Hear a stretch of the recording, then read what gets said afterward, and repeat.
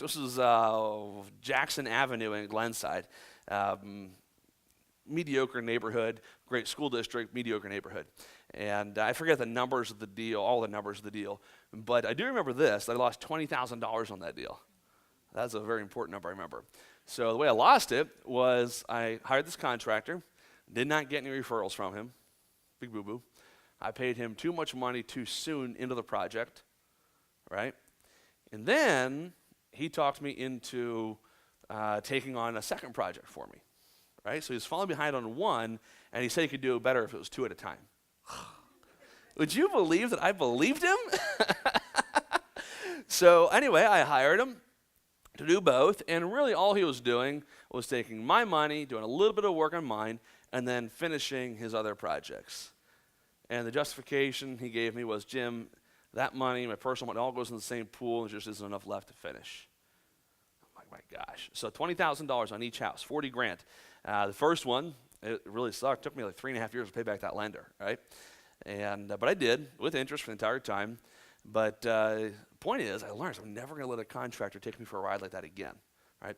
So when we talk about managing contractors, I don't remember what day it is, honestly, but we will have a checklist for pre-screening contractors. I'll give that to you, and it's very, very important, okay? One of the things that I'll tell you in this business, this is really important for you to know, it's really easy to get caught up in, oh, there's so much money to be made, right? Oh, there's so much opportunity. All very, very true. But you need to realize, and this is true at most any level in the business, you need to realize that most any deal can put you into bankruptcy or out of business. So it's really, really important to make sure. I don't say it to scare you, but I say it to make sure you're not overly optimistic. Because I see so many people get optimistic about the ARV, seeing a deal where there isn't one, right? That's why it's important to continue to invest in yourself, get help, have a second set of eyes looking at your deals, right? Make sure you don't make those kind of mistakes. I had a deal with a student recently. Tim, you'll meet him tomorrow on the student success panel. And by the way, so how many of you would like to hear from some of my students what they've done over the last few months, how to get some deals? Yeah? All right, cool. So that's going to be very first thing tomorrow morning. But anyway, so Tim had, we're like a third of the way through construction of one house and halfway through another. He had a third house under contract, right? And the way our procedure works internally as well as with students is you send me a video of a house, and send it to Nicole, my acquisitionist. She reviews the video, she estimates the repairs, estimates the ARV. Two of you communicate with her, agree on the numbers, and then she makes an offer, right? And if you want to use my funding, we make the offer my company name. That way the funding source matches the offer name. Anyway, so she made the offer got accepted. Our procedure is this: before we put up a deposit, I watch the video, make sure the numbers are right, full comps. So I did. I approved the deal. We put up a $5,000 deposit. Because we were funding it, we put up the deposit on the house.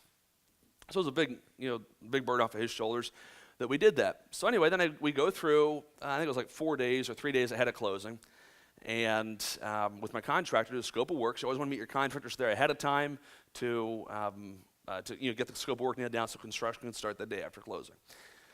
So we did that, and I walked through. It's like, man, this neighborhood's a little crappier than I remembered. And I forget what neighborhood this was, somewhere in Delaware County. And so we walked through the house, and this place was a royal piece of poo-poo. I mean, all the stairs were leaning. Almost all the wood was wet. I don't know where it was coming from. I guess it was a leaky pipe. I don't know. But royal piece of crap. Go in the basement, and you know what? The walls are perfectly parched, except for the big bulge in the one of them, right?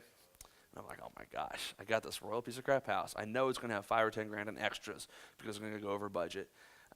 It's a mediocre neighborhood. It's not going to sell for more than I think it's going to. I want out. And so I called Tim. I said, listen, dude. I said, I put up 5 grand on this deal. I said, I would rather walk away from that $5,000 than put you and me through the process of doing this deal. Now, let me ask you a question. If you'd put up the $5,000, would you have had the discipline to walk away from it? Maybe. Some of you would. That's good. Some of you wouldn't have. And so it could have been one of the worst things that could ever happen to my student is for him to do that. So we got half the deposit back. I ate the $2,500 because it was my call. I gave the go-ahead in the deal, so I ate the $2,500. The point is this, and that's one of the first time in the last 100 deals I've walked away from a deposit over $100. The point is this: knowing what deals to do, what not to do is extremely, extremely important. All right? Of course,